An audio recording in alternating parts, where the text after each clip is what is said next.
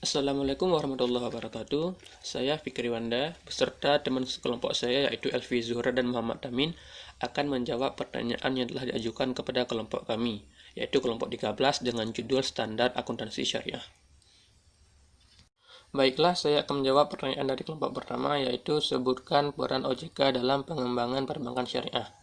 Yang pertama adalah mendorong sektor jasa keuangan agar terlaksana secara teratur, adil, transparan, dan juga akuntabel. Yang kedua adalah mewujudkan sistem keuangan yang tumbuh secara berkelanjutan dan stabil. Ketiga adalah berwenang menilai dan memastikan bahwa bank syariah melaksanakan kegiatan operasionalnya berdasarkan prinsip-prinsip syariah melalui pengawasan off-site dengan hasil laporan yang disampaikan oleh DPS maupun on-site atau hasil audit OJK secara langsung. Yang terakhir yaitu melindungi masyarakat dan konsumen dari tindakan merugikan seperti penipuan, kecurangan, dan juga kelalaian. Baiklah, selanjutnya pertanyaan dari kelompok 3 yaitu di dalam PSAK terdapat beberapa standar akuntansi syariah yang termuat dalam PSAK 101 sampai dengan 108.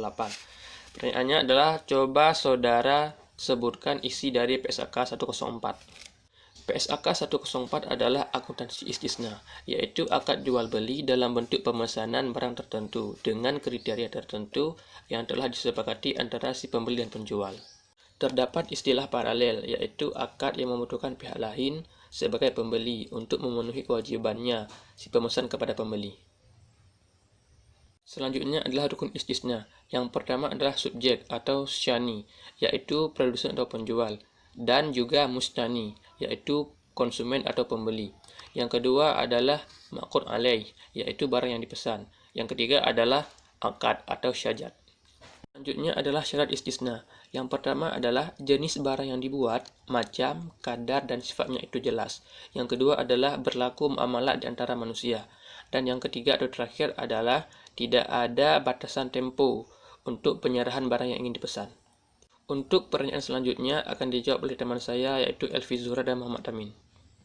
Saya akan menjawab pertanyaan dari kelompok 5 yang pertanyaannya adalah bagaimana konsep dan prinsip akuntansi syariah.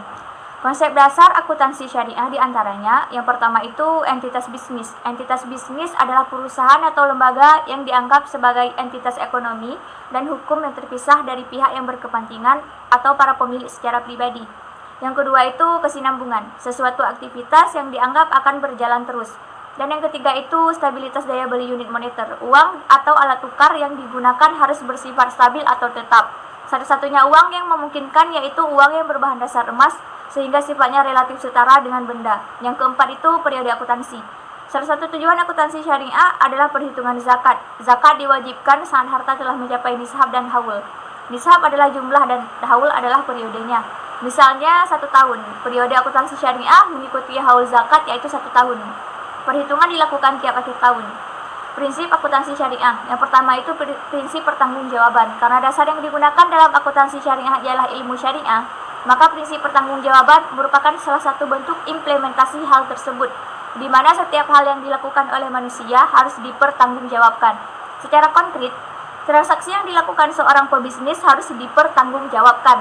Salah satunya ialah melalui laporan keuangan atau laporan akuntansi yang telah dibuat oleh akuntan. Yang kedua itu prinsip keadilan. Prinsip keadilan dalam akuntansi ini memiliki dua pengertian. Yang pertama itu ialah keadilan yang berkaitan dengan praktik moral, yaitu kejujuran yang merupakan faktor yang sangat dominan. Tanpa kejujuran ini, informasi akuntansi yang disajikan dalam jurnal dan laporan keuangan akan menyesatkan dan sangat merugikan masyarakat. Keadilan di sini bersifat lebih fundamental dan tetap berpijak pada nilai-nilai etika atau syariah dan moral. Pengertian inilah yang lebih merupakan sebagai pendorong untuk melakukan upaya-upaya dekonstruksi terhadap rupa akuntansi modern menuju pada sistem akuntansi alternatif yang lebih baik. Yang ketiga itu prinsip kebenaran. Berkesinambungan dengan prinsip keadilan, prinsip kebenaran akan menciptakan keadilan dalam mengakui, mengukur, dan melaporkan transaksi ekonomi. Contohnya pada aktivitas pengakuan, pengukuran, dan pelaporan yang tentu saja akan berjalan baik jika dibarengi dengan rasa kebenaran. Dan selanjutnya saya akan menjawab pertanyaan dari kelompok 7 yang pertanyaannya adalah untuk menyusun standar akuntansi keuangan syariah, IAI membentuk Dewan Standar Akuntansi Syariah atau DSAS. Jadi tolong kalian jelaskan, sejak kapan DSAS tersebut dibentuk dan apa saja tugas dan tanggung jawabnya. Pembentukan Dewan Standar Akuntansi Keuangan Syariah dimulai dari dibentuknya Komite Akuntansi Syariah pada tahun 2005 hingga 2010. Dewan Standar Akuntansi Keuangan Syariah dibentuk pada tahun 2010 dengan ketua pertamanya adalah M. Yusuf Wibisana. DSAS bertugas dan bertanggung jawab atas yang pertama itu melakukan perumusan, pengembangan dan pengesahan SAK Syariah, dan yang kedua itu Buletin Teknis Syariah dan produk lain terkait SAK Syariah, dan yang ketiga itu menjawab pertanyaan dari pemerintahan, otoritas, asosiasi, dan lembaga luar negeri yang terkait dengan SAK Syariah. DSAS dalam melakukan penyusunan SAK Syariah mengikuti due process prosedur yang ditetapkan oleh Peraturan Organisasi IAI.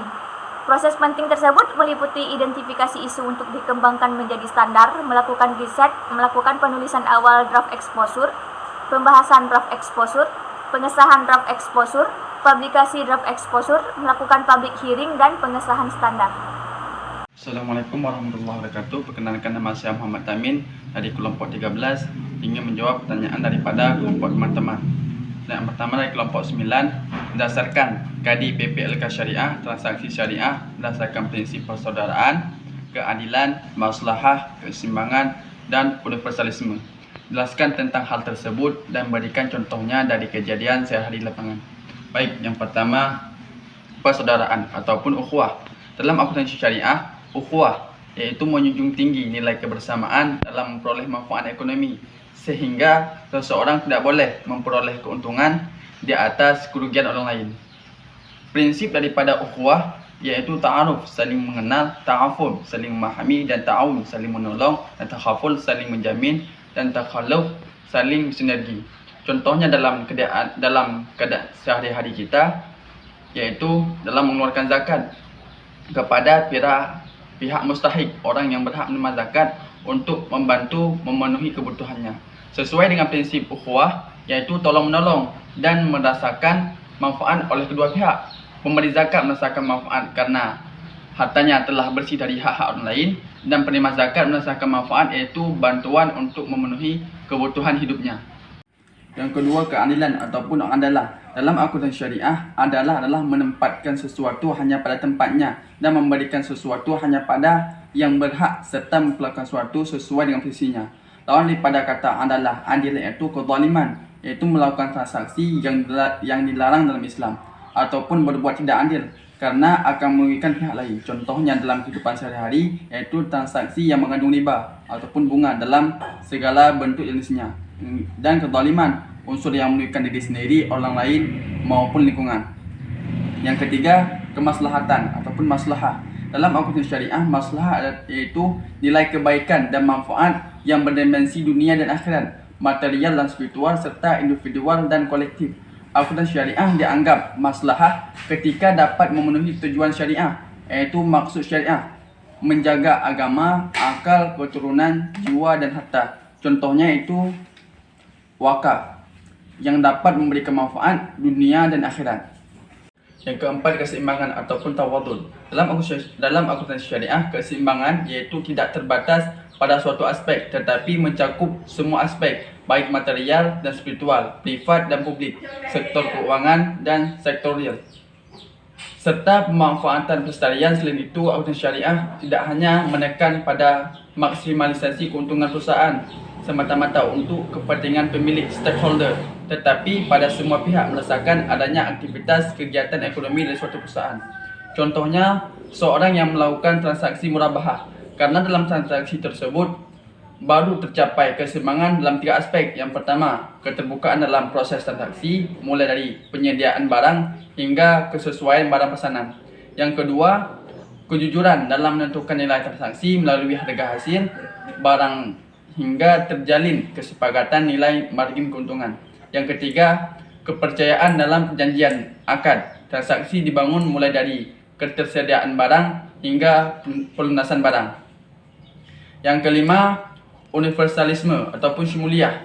Dalam akuntansi syariah, syumuliyah yaitu sesuatu yang dapat dilaksanakan oleh semua pihak yang berkepentingan tanpa membedakan agama, suku, ras ataupun golongan tertentu, sesuai dengan semangat rahmatal lil alamin. Dengan asas ini, akuntansi syariah tidaklah hanya terkhusus bagi orang Islam semata-mata, namun bagi non-Muslim juga dapat menerapkannya. Contohnya dalam kehidupan sehari-hari, yaitu transaksi ijarah yang terjadi pemindahan hak guna atau manfaat suatu aset dengan waktu tertentu dengan pembayaran sewa tidak diikuti dengan pemindahan kepemilikan aset tersebut. Hal tersebut menunjukkan bahawa akad ijarah dapat dilakukan oleh semua pihak ataupun pemilik aset dan penyewa yang berkepentingan tanpa terkecuali. Baik, selanjutnya pertanyaan daripada kelompok 11. Kapan pertama kali standar akuntansi syariah dijalankan di Indonesia dan apa saja standar akuntansi syariah yang berlaku di Indonesia sampai sekarang? Baik. Yang pertama, standar akuntansi syariah pertama kali dijalankan di Indonesia adalah PSAK 59 tentang akuntansi perbankan syariah yang disahkan pada tanggal 1 Mei 2002 oleh Dewan Standar Akuntansi Kewangan (IAI) dan berlaku efektif pada tanggal 1 Januari 2003. PSAK 59 terdiri dari 201 paragraf yang mengatur transaksi syariah di bank syariah seperti transaksi murabahah, salam, istisna, mudharabah, dan transaksi syariah lainnya. Hingga kini PSAK 59 masih berlaku, namun sebahagian paragraf sudah dicabut digantikan dengan PSAK syariah lain.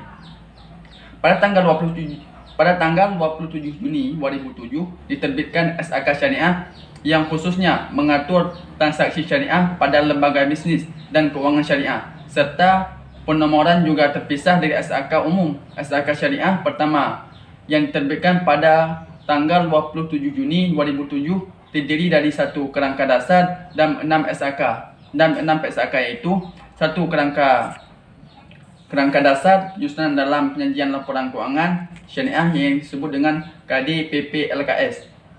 Yang kedua, PSAK 102 penyajian laporan keuangan syariah.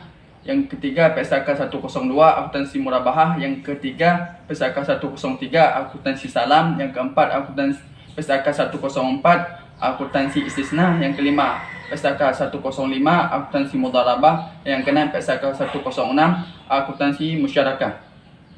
Dan sampai sekarang tahun 2020, standar akuntansi syariah yang berlaku di Indonesia adalah satu kerangka dasar, 13 PSAK dan 2 ISAK. Rinciannya adalah satu kerangka dasar dan 6 PSAK 101 hingga 106 yang disahkan pada tanggal 20 Juni, dan kemudian PSAK 107 akuntansi ijarah yang disahkan pada tanggal 21 April 2009, dan PSAK 108 akuntansi transaksi akuntansi syariah yang disahkan pada tanggal 28 April 2009, dan PSAK 109 akuntansi zakat dan infak dan ataupun sedekah yang disahkan pada tanggal 6 April 2010, dan PSAK 110 akuntansi sukuk yang disahkan pada tanggal 26 Oktober 2011, dan PSAK 111 akuntansi wa'ad yang disahkan pada tanggal 18 April 2017, dan PSAK 112 akuntansi wakaf yang disahkan pada 8 November 2018. Dan ISAK 101 pengakuan pendapatan murabahah tangguh tanpa risiko signifikan terkait kepemilikan persediaan yang disahkan pada tanggal 6 September 2019, dan ISAK 102 penurunan nilai piutang murabahah yang disahkan pada tanggal 6 September 2019.